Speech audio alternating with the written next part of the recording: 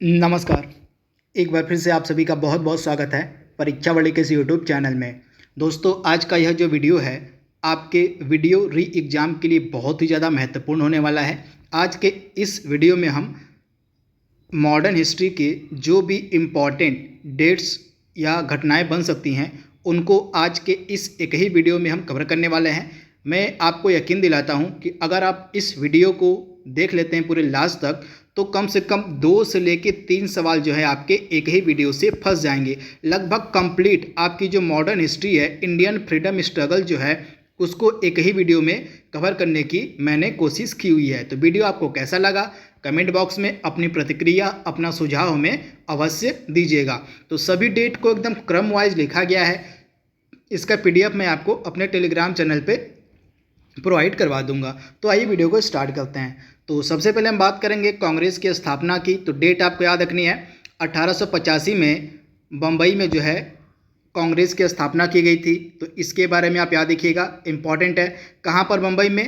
तो गोकुलदास तेजपाल संस्कृत विद्यालय में जो है कांग्रेस की स्थापना की गई थी। तो इसके बारे में आप याद रखिएगा। तथा 1885 में जो कांग्रेस का पहला अधिवेशन हुआ था, इसमें जो है 72 प्रतिनिधियों ने पार्टिसिपेट किया था, भाग लिया था। तो इसके बारे में आप याद रखिएगा। तथा कांग्रेस का जो पहला अधिवेशन था जो 1885 में हुआ था, इसकी अध्यक्षता किसने की थी? इंपॉर्टेंट है, डायरेक्टली आपसे एग्जाम में यह प्रश्न पूछा जा सकता है।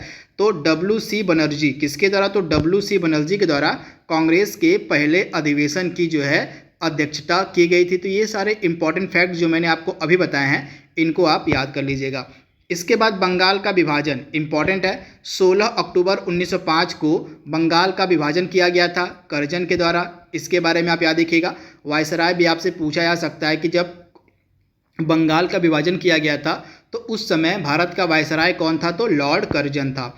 इसके बाद मुस्लिम लीग की स्थापना इंपॉर्टेंट है, आप याद रखिएगा।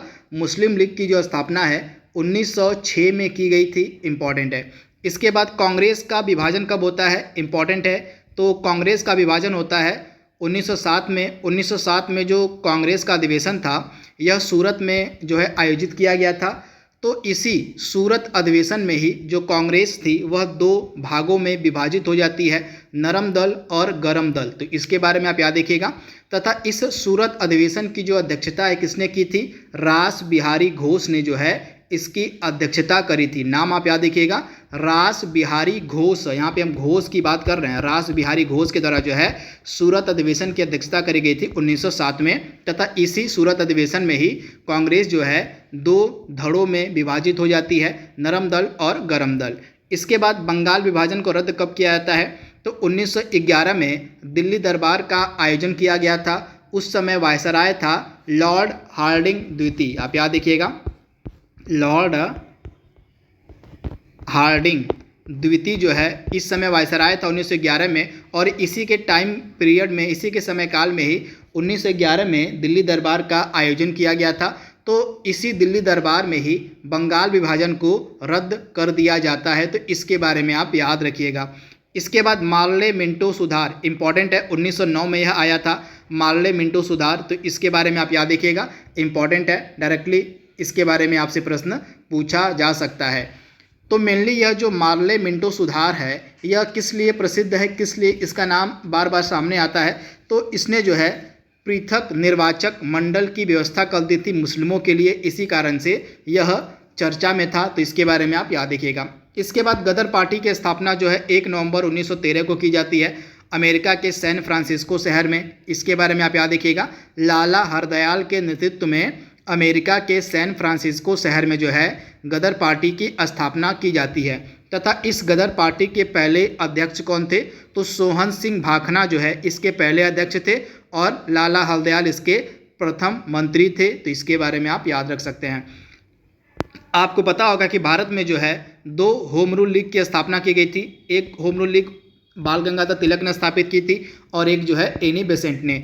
तो तिलक के द्वारा जो होम रूल लीग की स्थापना की गई थी 16 अप्रैल 1916 को की गई थी बेलगांव में। इसके बारे में भी आप याद रखिएगा।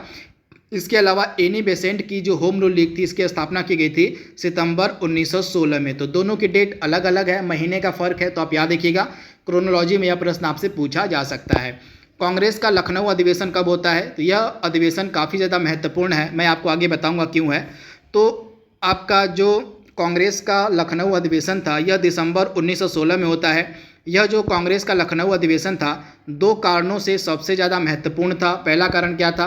कांग्रेस और मुस्लिम लीग के मध्य इसी अधिवेशन में समझौता होता है। और दूसरा कारण क्या था? दूसरा कारण था कि जो कांग्रेस का विभाजन हो गया था नरम दल और गरम दल में, पुनः कांग्रेस एक हो जाती है, पुनः नरम दल और गरम दल का जो है मिलन हो जाता है इसी लखनऊ अधिवेशन में। तो इन दो कारणों से जो है लखनऊ अधिवेशन काफ़ी ज़्यादा न्यूज में था। तो इसके बारे में आप याद रखिएगा। तो इस लखनऊ अधिवेशन की जो अध्यक्षता है किसके द्वारा की गई थी? इंपॉर्टेंट है, डायरेक्टली आपसे पूछा जा सकता है इसके बारे में। तो यह जो लखनऊ अधिवेशन था इसकी जो अध्यक्षता है किसने करी थी? अंबिका चरण मजूमदार। तो इसके बारे में आप याद रखिएगा। 1916 का जो कांग्रेस का लखनऊ अधिवेशन था इसकी अध्यक्षता अंबिका चरण मजूमदार के द्वारा की गई थी। इसके बाद अगली घटना क्या है? मॉन्टेग्यू चेम्सफोर्ड की घोषणा यह की जाती है 20 अगस्त 1917 को। ये डेट आप याद रखिएगा। रॉलेट एक्ट, जिसको जो है बिना वकील का, बिना अपील का और बिना दलील का कानून कहा गया था, इसको जो है 19 मार्च 1919 को पारित किया गया था। तो इसके बारे में आप याद रखिएगा। इस रॉलेट एक्ट के खिलाफ जो है बहुत भारी मात्रा में जो है प्रदर्शन किया गया था भारतीयों के द्वारा। इसके बाद जलियांवाला बाग हत्याकांड कब होता है? 13 अप्रैल 1919 को। ये डेट आप याद रखिएगा। 13 अप्रैल 1919 को जलियांवाला बाग हत्याकांड होता है। इसके बाद महात्मा गांधी की भारत वापसी कब होती है? इंपॉर्टेंट है। महात्मा गांधी की भारत वापसी होती है 9 जनवरी 1915 को। और 9 जनवरी का जो दिन है इसी कारण से हम प्रवासी भारतीय दिवस के रूप में भी सेलिब्रेट करते हैं। आपको पता होगा कि जो प्रवासी भारतीय दिवस है भारत में प्रतिवर्ष 9 जनवरी को मनाया जाता है, क्योंकि इसी दिन महात्मा गांधी दक्षिण अफ्रीका से वापस भारत आए थे। तो ये डेट आपके लिए इंपॉर्टेंट है। इसके बाद खिलाफत आंदोलन कब शुरू हुआ था? 1919 में जो है खिलाफत मूवमेंट, खिलाफत आंदोलन शुरू हुआ था। इसके बाद चंपारण सत्याग्रह, अहमदाबाद मिल स्ट्राइक और खेड़ा सत्याग्रह, ये तीनों इंपॉर्टेंट है। कई बार क्रोनोलॉजी में प्रश्न इनसे बनते हैं। तो यह जब महात्मा गांधी स्टार्टिंग में इंडिया आए थे तो उनके द्वारा इन तीन इम्पॉर्टेंट इवेंट्स को जो है ऑर्गेनाइज किया गया था, इनका नेतृत्व किया गया था। तो चंपारण सत्याग्रह आपका बिहार के चंपारण में हुआ था 1917 में, जिसका नेतृत्व किया था महात्मा गांधी ने। इसके बाद अहमदाबाद मिल स्ट्राइक हुई थी 1918 में। फिर इसके बाद होता है खेड़ा सत्याग्रह 1918 में। तो इसके बारे में आप याद रखिएगा, तीनों इम्पॉर्टेंट है।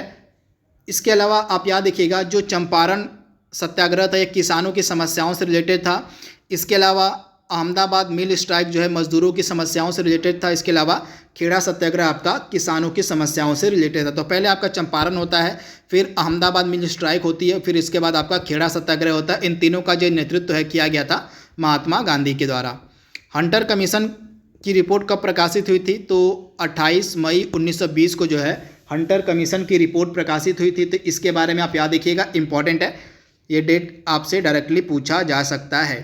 इसके बाद असहयोग आंदोलन कब शुरू हुआ था? इंपॉर्टेंट है। तो 1 अगस्त 1920 को, 1 अगस्त 1920 को आपका नॉन कॉपरेशन मूवमेंट यानी कि असहयोग आंदोलन स्टार्ट हुआ था। और इसी दिन 1 अगस्त 1920 को ही बाल गंगाधर तिलक का निधन भी हो जाता है। तो ये फैक्ट भी आप याद रखिएगा। इसके बाद चौरी चौरा कांड कब हुआ था? तो 4 फरवरी 1922 को। ये डेट आप याद रखिएगा। 4 फरवरी 1922 को जो है चौरी चौरा कांड हुआ था। और इसी चौरी चौरा कांड के कारण ही महात्मा गांधी ने 12 फरवरी 1922 को जो है असहयोग आंदोलन को वापस ले लिया। तो ये फैक्ट आप याद रखिएगा। एक चीज़ एग्जाम में पूछी जाती है कि जब महात्मा गांधी ने असहयोग आंदोलन को वापस लिया था तो उस समय वे कहाँ पर थे? तो गुजरात के बारदोली में, गुजरात के बारदोली में बैठक करके जो है महात्मा गांधी ने असहयोग आंदोलन को वापस ले लिया था। स्वराज पार्टी की स्थापना कब होती है? तो जैसे ही महात्मा गांधी के द्वारा असहयोग आंदोलन को वापस लिया जाता है उससे बहुत सारे जो देश के नेता थे वे इनसे नाराज हो जाते हैं। इनमें से 2 नेता थे आपके मोतीलाल नेहरू और CR दास। आगे चलकर मोतीलाल नेहरू और CR दास के द्वारा जो है स्वराज पार्टी की स्थापना की जाती है 1 जनवरी 1923 को। तो ये डेट आप याद रखिएगा। तथा स्वराज पार्टी के अध्यक्ष कौन थे? CR दास थे। और इसके महामंत्री थे मोतीलाल नेहरू। तो ये फैक्ट आप याद रखिएगा। स्वराज पार्टी के अध्यक्ष थे CR दास और इसके महामंत्री थे मोतीलाल नेहरू। तो इसके बारे में आप याद रखिएगा। स्वराज पार्टी की स्थापना 1 जनवरी 1923 को की गई थी। इसके बाद अगला है हिंदुस्तान रिपब्लिकन एसोसिएशन HRA की यहाँ पे बात हो रही है। काफ़ी ज़्यादा महत्वपूर्ण यह ऑर्गेनाइजेशन था HRA, जिससे प्रश्न एग्जाम में पूछा जाता है। तो 24 अक्टूबर 1924 को इसकी स्थापना की गई थी उत्तर प्रदेश के कानपुर में। कहाँ? तो उत्तर प्रदेश के कानपुर शहर में जो है HRA की जो है स्थापना की गई थी। इसके बारे में आप याद रखिएगा। कौन कौन HRA की स्थापना में सम्मिलित था? तो सचिंद्र नाथ सान्याल, राम प्रसाद बिस्मिल, चंद्रशेखर आज़ाद, ये प्रमुख क्रांतिकारी थे जिनके द्वारा मिलकर HRA यानी कि हिंदुस्तान रिपब्लिकन एसोसिएशन की स्थापना की गई थी। इसके बाद HRA के जो मेंबर्स थे, HRA के जो क्रांतिकारी थे, इन्हीं के द्वारा जो है काकोरी कांड को अंजाम दिया गया था। 9 अगस्त 1925 को ब्रिटिश खजाने की जो ट्रेन थी उसको जो है HRA के क्रांतिकारियों के द्वारा लूटा गया था 9 अगस्त 1925 को। तो इसके बारे में आप याद रखिएगा। हाल ही में उत्तर प्रदेश की जो सरकार है उसने काकोरी कांड को काकोरी ट्रेन एक्शन का नाम दिया था। तो ये फैक्ट आप याद रखिएगा। इसके बाद इस काकोरी कांड के बाद जो HRA था वह संगठन जो है विघटित हो जाता है, ख़त्म हो जाता है। फिर HRA के बाद HRA के विघटन के बाद जो है इस संगठन का जो है गठन किया जाता है HSRA के रूप में। अब इसका मतलब क्या हुआ? Hindustan socialist Republican association. तो हिंदुस्तान रिपब्लिकन एसोसिएशन में सोशलिस्ट जो शब्द है और किसके द्वारा जोड़ा गया था? तो भगत सिंह ने जो है इसमें सोशलिस्ट शब्द जोड़ दिया था। तो HSRA की स्थापना कब होती है? तो हिंदुस्तान सोशलिस्ट रिपब्लिकन एसोसिएशन की जो स्थापना थी सितंबर 1928 में की गई थी। दिल्ली के फिरोज शाह कोटला स्टेडियम में किसके नेतृत्व में की गई थी? तो चंद्रशेखर आज़ाद के नेतृत्व में। बाकी अन्य क्रांतिकारी कौन कौन थे इसमें सम्मिलित? तो भगत सिंह हो गए, भगवती चरण वोहरा हो गए, सुखदेव हो गए, दुर्गा भाभी हो गई, शिव वर्मा हो गई। ये सभी क्रांतिकारी जो है HSRA से संबंधित थे। इसके बाद साइमन कमीशन की जो नियुक्ति है नवंबर 1927 में की जाती है। इसके बाद साइमन कमीशन भारत कब आता है? तो 3 फरवरी 1928 को जो है साइमन कमीशन भारत आता है। और जब साइमन कमीशन भारत आता है, जैसे ही साइमन कमीशन के लोग पहुंचते हैं बम्बई में, तो वहां पर बहुत ही भारी मात्रा में भारतीयों के द्वारा जो है साइमन कमीशन का जो है विरोध किया जाता है और नारा लगाया जाता है साइमन गो बैक का। तो इसके बारे में आप याद रखिएगा। तथा साइमन कमीशन का विरोध करते वक्त ही लाला लाजपत राय की मृत्यु हो जाती है लाठीचार्ज में। तो 30 अक्टूबर 1928 को जो है साइमन कमीशन का विरोध करते वक्त लाला लाजपत राय की मृत्यु हो जाती है। लाला लाजपत राय की मृत्यु का बदला लेने के लिए जो है भगत सिंह, आप याद रखिएगा, तो जो लाठीचार्ज करने वाला पुलिस अधिकारी था सॉन्डर्स, उसकी हत्या जो है भगत सिंह, चंद्रशेखर आज़ाद और राजगुरु के द्वारा की गई थी। तो इसके बारे में आप याद रखिएगा 17 दिसंबर 1928 को। इसके बाद केंद्रीय विधानसभा में बम विस्फोट किसके द्वारा किया गया था? तो आप याद रखिएगा केंद्रीय विधानसभा में 8 अप्रैल 1929 को जो है भगत सिंह और बटुकेश्वर दत्त ने बम फेंका था इस असेंबली में। क्यों फेंका था? तो ट्रेड डिस्प्यूट बिल और पब्लिक सेफ्टी बिल के विरोध में जो है भगत सिंह और बटुकेश्वर दत्त ने सेंट्रल लेजिस्लेटिव असेंबली में 8 अप्रैल 1929 को बम फेंका था। इसके बाद नेहरू रिपोर्ट का प्रकाशन होता है अगस्त 1928 में। आप याद रखिएगा बारदोली आंदोलन आपका होता है अक्टूबर 1928 में। बारदोली आंदोलन का जो नेतृत्व किया गया था किसके द्वारा?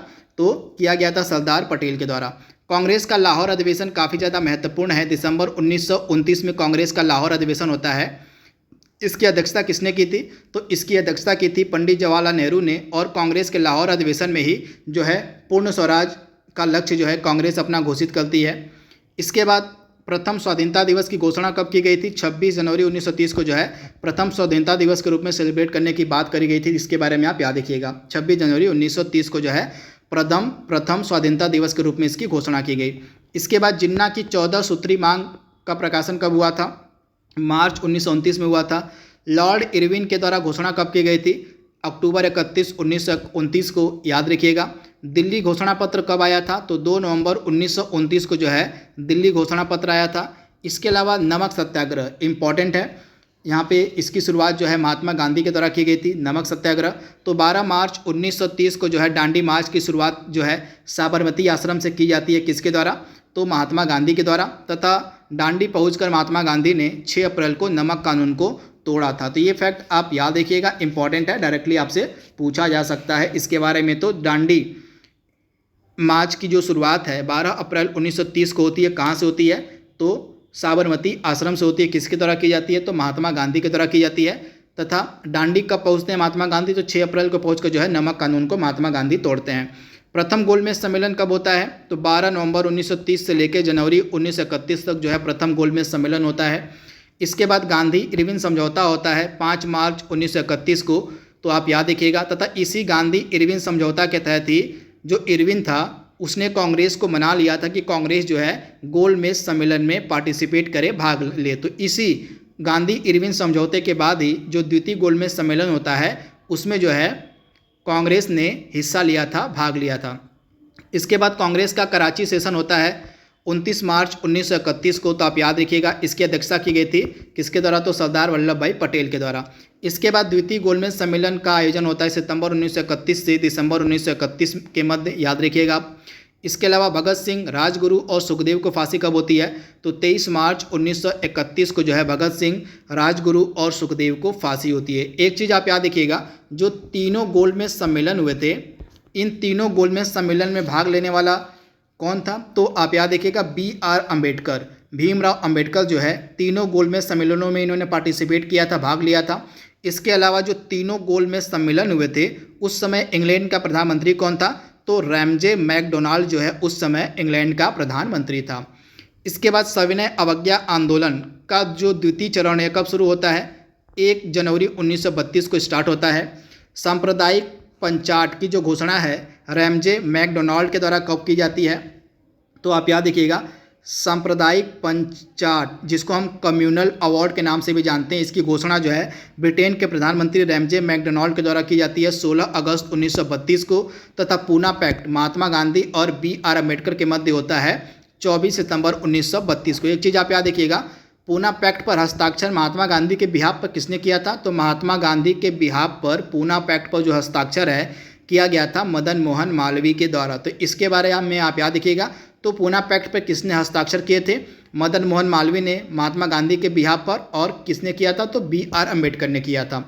तृतीय गोलमेज सम्मेलन कब होता है? तो नवंबर 1932 से लेकर दिसंबर 1932 तक आपका तीसरा गोलमेज सम्मेलन होता है। इसके बाद कांग्रेस सोशलिस्ट पार्टी की जो स्थापना है मई 1924 में की जाती है। फॉरवर्ड ब्लॉक का जो गठन है 1 मई 1939 को किया जाता है। किसके द्वारा? तो सुभाष चंद्र बोस के द्वारा। मुक्ति दिवस कब मनाया जाता है?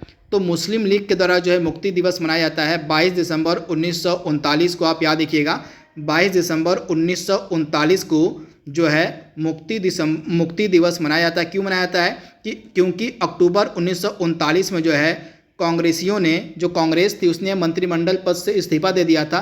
तो इसी के कारण जो है जो मुस्लिम लीग थी उसने मुक्ति दिवस मनाया था 22 दिसंबर 1939 को। इसके बाद पाकिस्तान की जो मांग है 24 मार्च 1940 को की जाती है।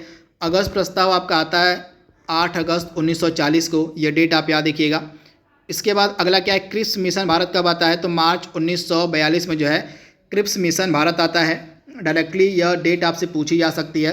तो जो क्रिप्स मिशन था भारत कब आता है? तो आप याद रखिएगा मार्च 1942 को। ये डेट आपके एग्जाम के लिए बहुत ही ज़्यादा महत्वपूर्ण है।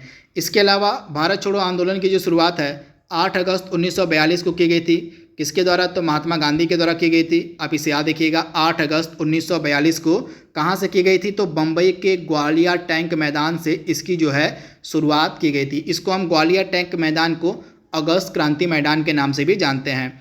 इसके बाद राजगोपालाचारी फार्मूला प्रस्तुत हुआ था 1944 को। वेवेल योजना आई थी आपकी जून 1945 को, याद रखिएगा आप। इसके अलावा शिमला समझौता कब हुआ था? तो 25 जून 1945 को आपका शिमला समझौता हुआ था। कब हुआ था? तो 25 जून 1945 को जो है आपका शिमला समझौता हुआ था। इसके बाद नौसेना का विद्रोह कब हुआ था? तो 18 फरवरी 1946 को जो है नौसेना का विद्रोह हुआ था। किसने किया था? तो रॉयल इंडियन नेवी के जो नौसैनिक थे इन्हीं के द्वारा जो है नस्लवादी जो भेदभाव था, खराब भोजन और कम वेतन के खिलाफ जो है यह विद्रोह किया गया था। तो आप इसे याद रखिएगा। रॉयल इंडियन नेवी के जो HMIS तलवार HMIS तलवार के जो नाविक थे, इन्होंने जो है यह विद्रोह किया था 18 फरवरी 1946 को। कैबिनेट मिशन दिल्ली कब आता है? तो कैबिनेट मिशन 24 मार्च 1946 को दिल्ली आता है। कैबिनेट मिशन के 3 सदस्य थे, पैथिक लॉरेंस, स्टेफोर्ड क्रिप्स और एवी अलेक्जेंडर। प्रत्यक्ष कार्यवाही दिवस कब मनाया जाता है? यह मुस्लिम लीग के द्वारा मनाया जाता है 16 अगस्त 1946 को, और इसी 16 अगस्त 1946 को जो है पूरे भारत में दंगे फसाद होते हैं बहुत ही बुरी तरह से, तो आप इसे याद रखिएगा। तो जो प्रत्यक्ष कार्यवाही दिवस था यह किसके द्वारा? पूरे भारत में नहीं, पश्चिम बंगाल में, मान लीजिए पश्चिम बंगाल में हुए थे। पश्चिम बंगाल में जो है प्रत्यक्ष कार्यवाही दिवस के दिन ही पश्चिम बंगाल में बहुत ही बुरी तरह से सांप्रदायिक दंगे होते हैं, तो इसके बारे में आप याद रखिएगा। तो यह जो प्रत्यक्ष कार्यवाही दिवस है मुस्लिम लीग के द्वारा मनाया गया था, आप इसे याद रखिएगा। इसके बाद अगला क्या है? अंतरिम सरकार का गठन किया गया था 2 सितंबर 1946 को। माउंटबेटन योजना की घोषणा कब की गई थी? 3 जून 1947। तो 3 जून 1947 को जो है माउंटबेटन प्लान यानी कि माउंटबेटन योजना की घोषणा की गई थी। इससे पहले 20 फरवरी 1947 को जो ब्रिटेन का प्रधानमंत्री था क्लीमेंट एटली, अब देखिएगा ब्रिटेन का प्रधानमंत्री अब बदल चुका है, अब एटली जो है अब पीएम ब्रिटेन का बन गया है। तो एटली ने घोषणा की कि जून 1948 से पहले जो है भारतीयों को सत्ता हस्तांतरित कर दी जाएगी। तो इसी के प्रतिक्रिया में जो माउंटबेटन योजना थी उसकी घोषणा की गई थी 3 जून 1947 को। भारतीय स्वतंत्रता अधिनियम जो है आपका कब पारित किया गया था? 18 जुलाई 1947 को जो है भारतीय स्वतंत्रता अधिनियम पारित किया गया था। इसके बाद स्वतंत्रता की प्राप्ति हमको होती है 15 अगस्त 1947 को। भारतीय गणतंत्र की स्थापना जो है होती है, गणतंत्र की स्थापना हमारे होती है 26 जनवरी 1950 को। इसके अलावा भूदान आंदोलन की जो शुरुआत है 18 अप्रैल 1951 को होती है भूदान आंदोलन की शुरुआत। तो जो भी इम्पॉर्टेंट इवेंट्स बन सकते हैं भारतीय राष्ट्रीय आंदोलन की, जो भी इम्पॉर्टेंट घटनाएं बन सकती थी उनको हमने एक ही वीडियो में कवर करने की कोशिश की है। आई होप यह वीडियो आपको पसंद आएगा। तो आज के लिए बस इतना ही। Thank you, thanks for watching, thank you.